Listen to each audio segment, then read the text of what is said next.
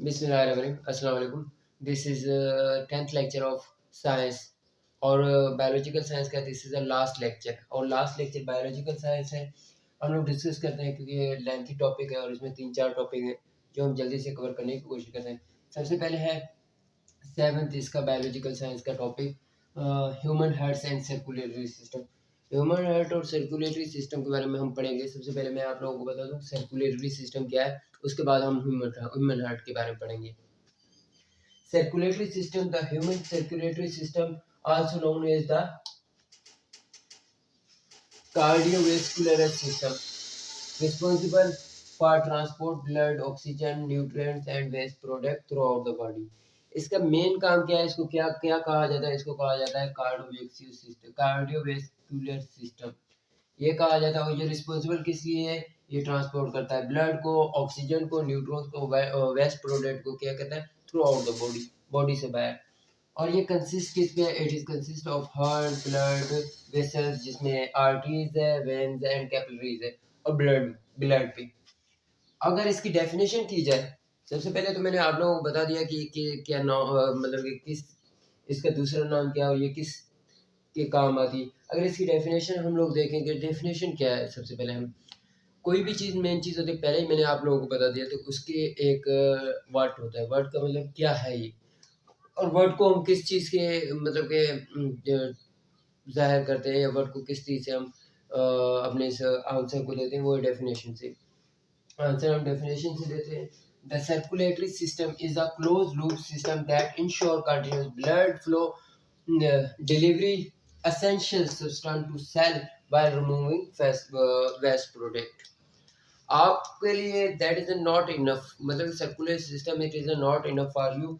इसके लिए मैं आप लोगों को सर्कुलेटरी सिस्टम के मतलब एक डायग्राम और सर्कुलेटरी सिस्टम को मतलब एक अच्छे तरीके से, ये सिर्फ और सिर्फ आपको एक कहते हैं कि इम्पोर्टेंट नॉलेज या थोड़ी बहुत नॉलेज जिससे आपको फ़ायदा हो, जिसमें आप 5 नंबर का क्वेश्चन या 2 नंबर का क्वेश्चन, इस क्वेश्चन के लिए दिस इज़ इनफ, ये इनफ है आप लोगों के लिए। अगर 10th नंबर का आ जाता है क्वेश्चन या 15 या 20 नंबर का, तो उसके लिए इनफ नहीं है, ये सिर्फ और सिर्फ 5 नंबर के लिए। इसकी डेफिनेशन भी हम लोगों ने कर ली, क्या डेफिनेशन ये है। और इसके types of circulatory system, circulatory system is divided into 2 main circuit. Types इसकी देख लेते हैं। There are 2 types of circulatory system है, और यहाँ पर ये भी लिख सकते हैं कि circulatory system is divided into 2 types.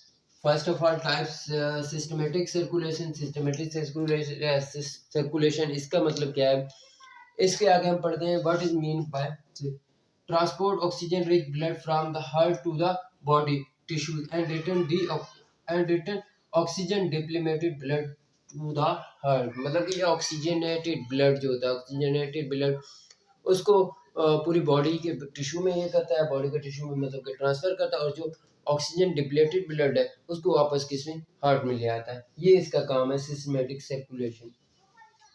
और उसके बाद पल्मोनरी सर्कुलेशन। पल्मोनरी सर्कुलेशन क्या है, carries deoxygenated blood from the heart to the lungs for oxygenated blood and return oxygenated blood to the heart. ठीक है, ये इसका ये मतलब है।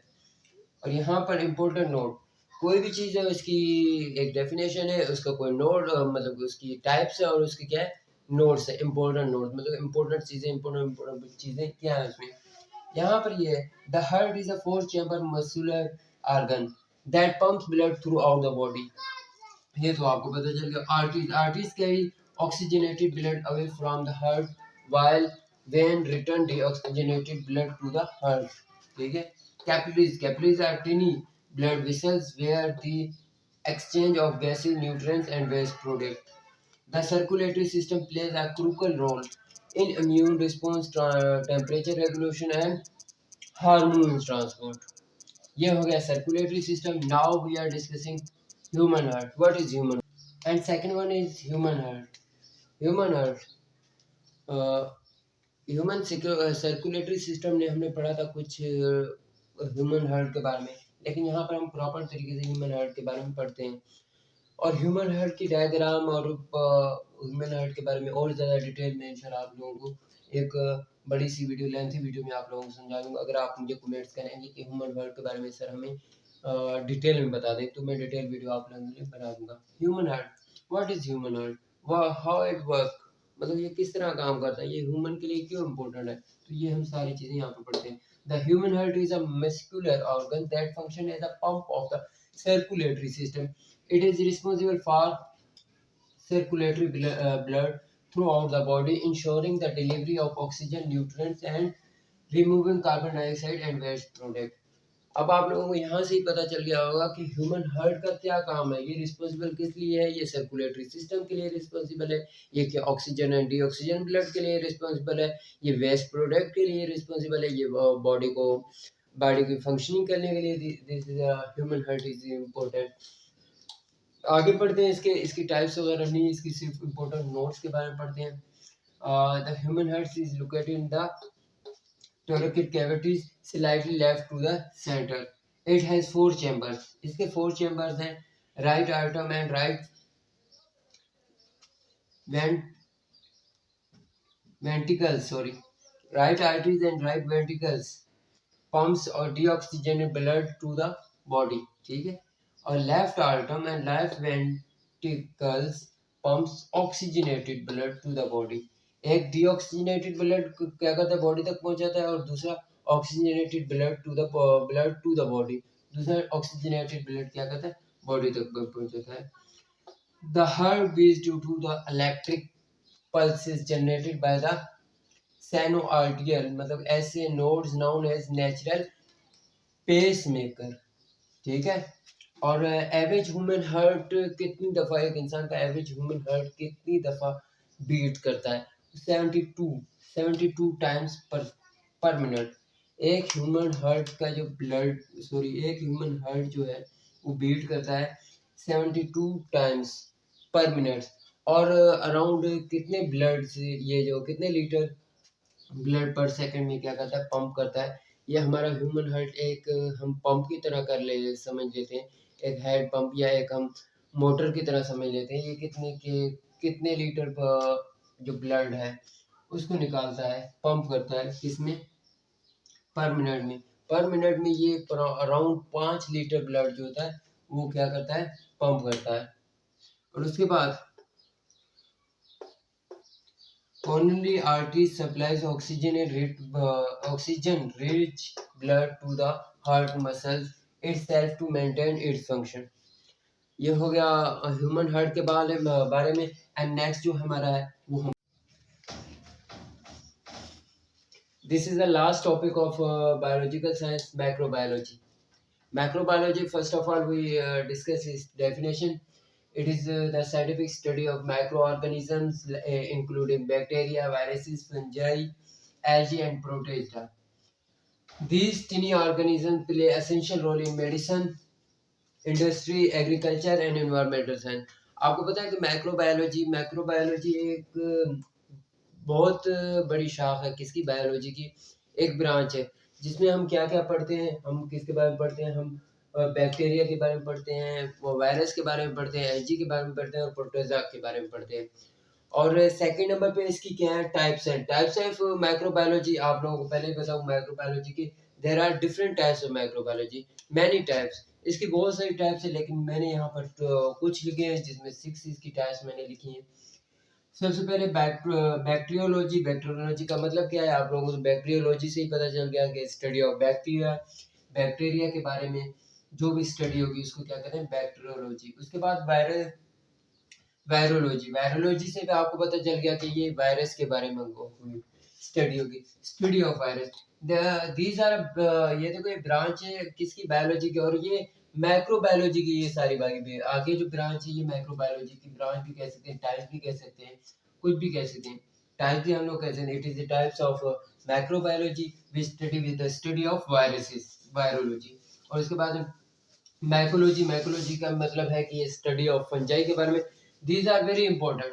ये जो इसकी टाइप्स एंड टाइप्स बहुत ज़्यादा इंपॉर्टेंट है। बट टाइप्स क्यों इंपॉर्टेंट है, क्योंकि एमसीक्यूज में ये बहुत सारी पूछी जाती है। एमसीक्यूज में कोई भी आप वन पेपर के क्वेश्चन ले लेते हैं तो उसमें ये बहुत ज़्यादा पूछी जाती है। और थर्ड नंबर पे मैकोलॉजी का मतलब क्या है, स्टडी ऑफ फंजाई। पेरेस्टोलॉजी का मतलब क्या है, स्टडी ऑफ पैरासाइट्स का मतलब आप लोग फिर रिसर्च कर लेंगे कि पैरासाइट के क्या मतलब है, पैरासाइट किस बारे में करते हैं।